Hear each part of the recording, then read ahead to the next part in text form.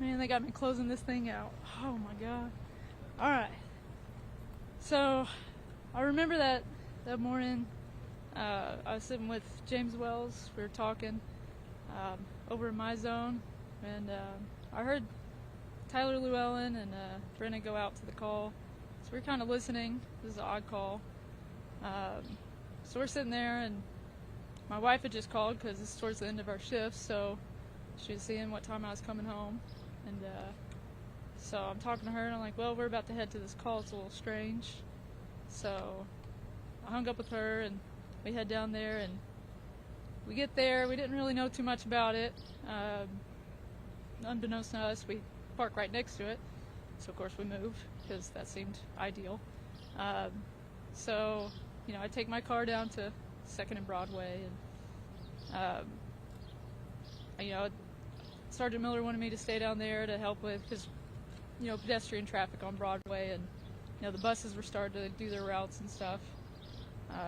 So, of course, I was listening and everything, and they went up to the apartments, and I kind of stayed down there and kept on going up to 2nd and Commerce to hear what the RV was saying, and that's just stuff that I'll never forget. You know, the sound of the announcement saying, you know, primary objective is to evacuate now, and it's a female voice, and yeah, it's just odd.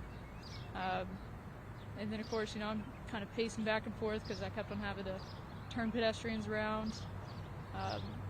It was a weird feeling not being able to be with everybody else, but I knew that, you know, I needed to stay where I was at, because, you know, you want to be with your detail, especially when you just have a feeling something's not right, and something that weird, just, you don't get stuff like that. So, but I was standing there by my car, and I heard Tyler say that music just came on. So I got, you know, I went to go get closer, and I heard it, and I was like, oh my gosh. So I was about to get on the radio and say, you know, I know it's almost not my place, but like, everybody's getting out of the buildings, right? We need, like, everybody, I wanted everybody to be safe. But then I saw a group of them, which couldn't really tell, but I was assuming was Brenna and Sipos and Tyler, walk around the RV back towards their cars. So I kind of saw them. And I started walking up to 2nd and Commerce because I wanted to talk to them. I wanted to know, like, do we need to go to more buildings? What do we need to do? You know, I was just getting really antsy. And I just talked to my wife again. Just told her that things were just really strange. And so, but as I'm walking towards them on the right side of the road, the right side of 2nd, I see Wells at his car, and I was like, well, he's closer, and I'll go talk to him, see what we need to do. So I don't know what told me to do this. It was really weird, but I decided to change my direction, go on the other side of the road, start walking towards Wells. So as I start walking towards him, you know, he starts walking towards me. You can see on the camera too, the footage, I've seen it. And I told him I didn't think anybody'd ever believe him how close he was. And I was probably about 10 steps away from him, 15.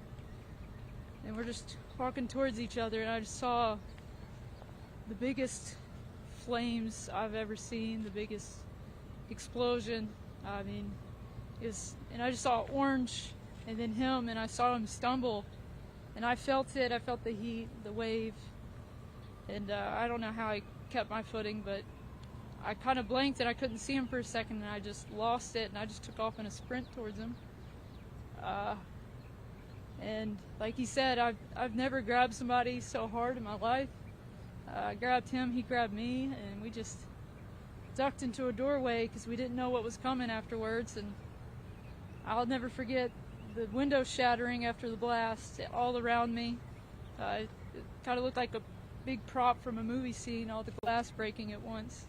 You know, it hit me all over, but just being able to hold him and grab him, and then the first thing I could do is, you couldn't hear anybody at first. It scared the heck out of me, but, you know, just 423, there's been an explosion, and sent multiple medics because I didn't know what we had, and I was so scared that I just lost my entire detail because I didn't know where they were. I just saw them pass by it. So after that, we just, made sure that we felt a little bit safe enough to go back and regroup. And luckily I heard everybody on the radio, and didn't know how okay everybody was, but I knew everybody was alive. And so I was happy to hear that nobody else was seriously injured, but that's pretty much it. Yeah, can I go now?